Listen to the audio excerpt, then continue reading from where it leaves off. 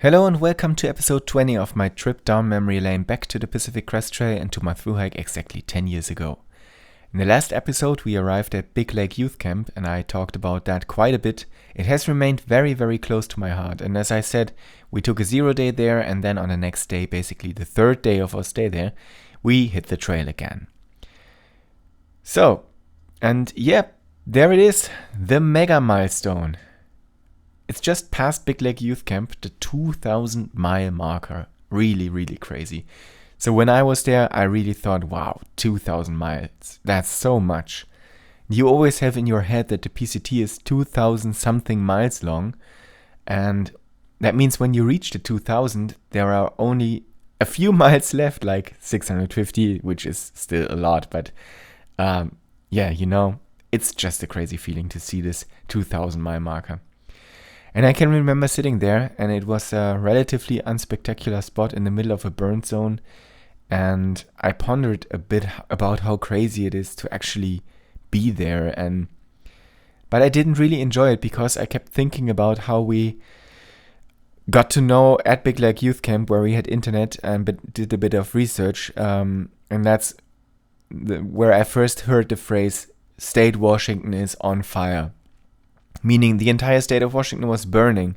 So, there are these maps where the fires are marked in red, and it was, Washington was completely red, except for the coast.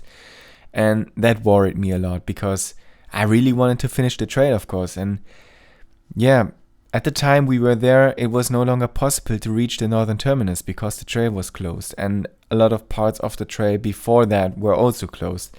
It was possible to enter Canada and walk back because Manning Park, which is essentially the Canadian part of the final pieces of trail, was not closed, but that's totally lame. And I remember sitting there and really wondering at that time whether we would be able to complete the trail at all. Spoiler alert, we did.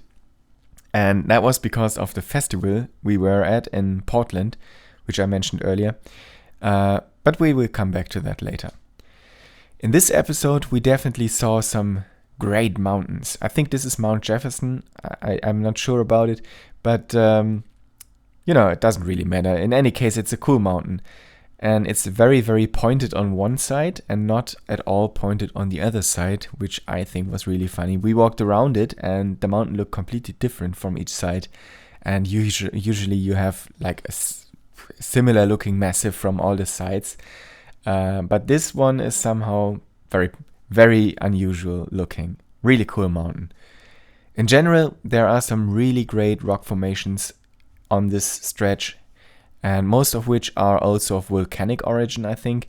And it was just spectacular to look at. And yeah, now when I look back at the pictures from those sections, I have to say that I really like Oregon. I didn't remember it being so great back then. I don't think I really appreciated it at the time, which is not to say that I didn't appreciate it, but I think I didn't realize how special Oregon actually is.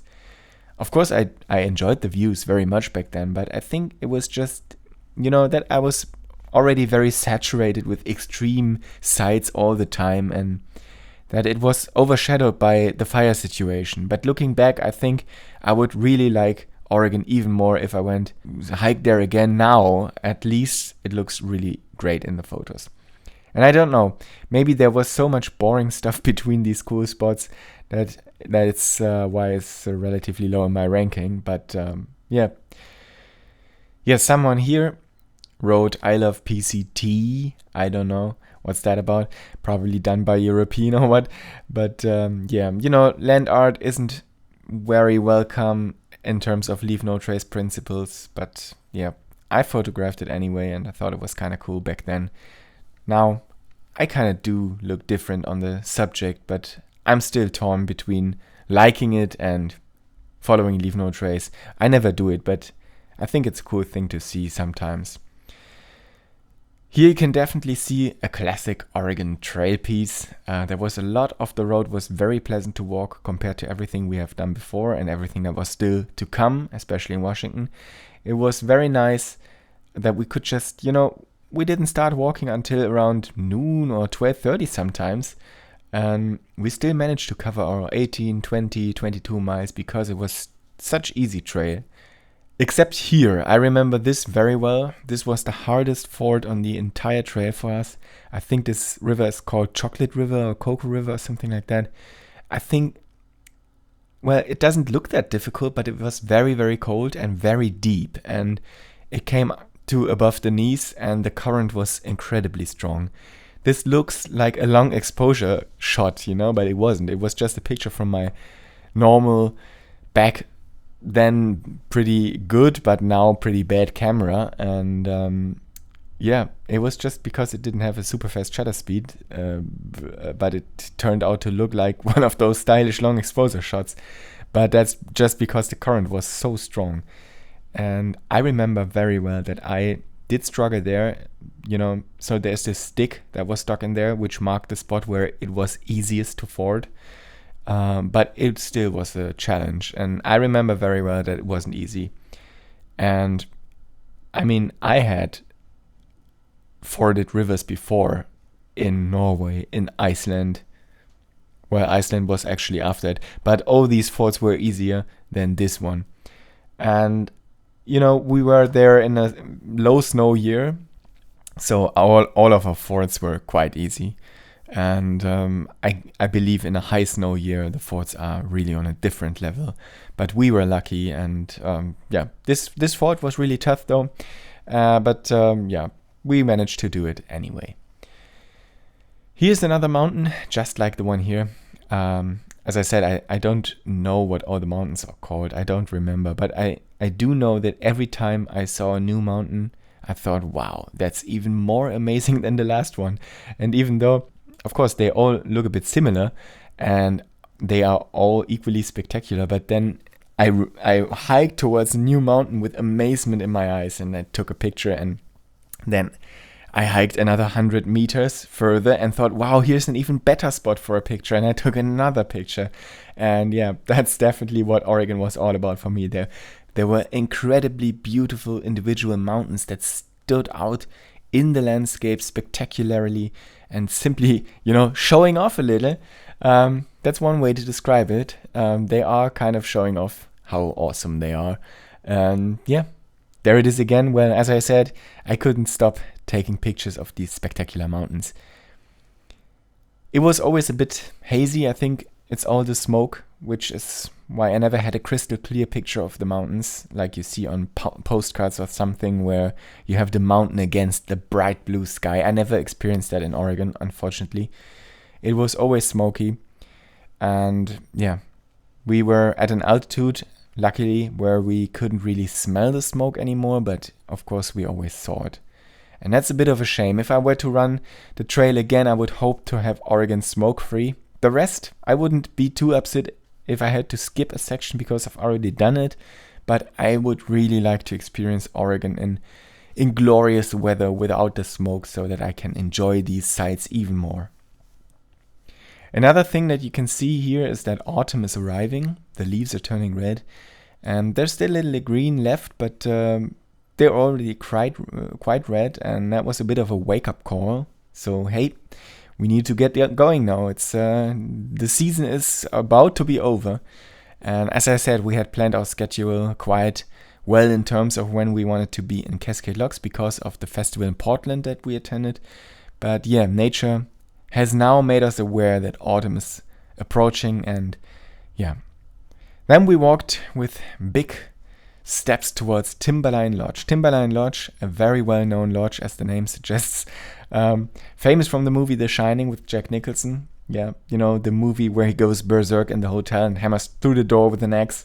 And all the exterior shots were filmed at Timberline Lodge. And Timberline Lodge is known for being extremely expensive in terms of accommodation, but offering relatively inexpensive buffets. And they are, of course, very popular in the hiking scene, where it's all about food, which is why we went there. So you can see the lodge here. Well, you cannot really see it because when we got there, it was pouring rain, really. That was one of the heaviest rainfalls we had on the entire trail, I think. And it was totally annoying. We were completely wet, and we would have liked to stay there, but it was just too expensive for us. And I think it was already fully booked anyway. So yeah, so we pitched our tent in a tiny group of 3 or 4 trees behind the lodge. Nobody minded. It was just like 50 yards behind the lodge. And we were just cheeky and said, well, let's set up there. If someone's disturbed by it, they will come and chase us away. But nobody did. And so we camped behind the lodge. And in the morning, we went to the gigantic, really nice breakfast. And we really enjoyed it. I think it cost $16 back then. That's a real bargain. It probably cost $30 now. But even that would still be okay, because it really had everything on a very high level of quality. First of all, the funniest thing was that all the dirty hikers, smelly as they are, sat in the same dining room with the people who just had spent $300 for a night. And that didn't bother the people of the hotel staff at all.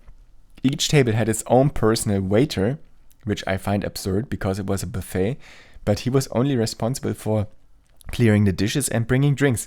And it was just really surreal to sit there in those dirty, ragged clothes and then to be served by a waiter dressed in a white apron and a towel over his arm. That was really cool.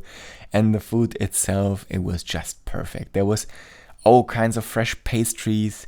Of course, there was a huge selection of cereal and the usual stuff like eggs, bacon, sausages and stuff like that. Lots of local products, such as different types of cheeses and things you definitely won't find in American supermarkets. So things that were on a culinary level that I hadn't tasted in a long time. Fruit, vegetables, all kinds of things. But the coolest thing was definitely the waffle maker. So you could make fresh Belgian waffles there of really nice quality.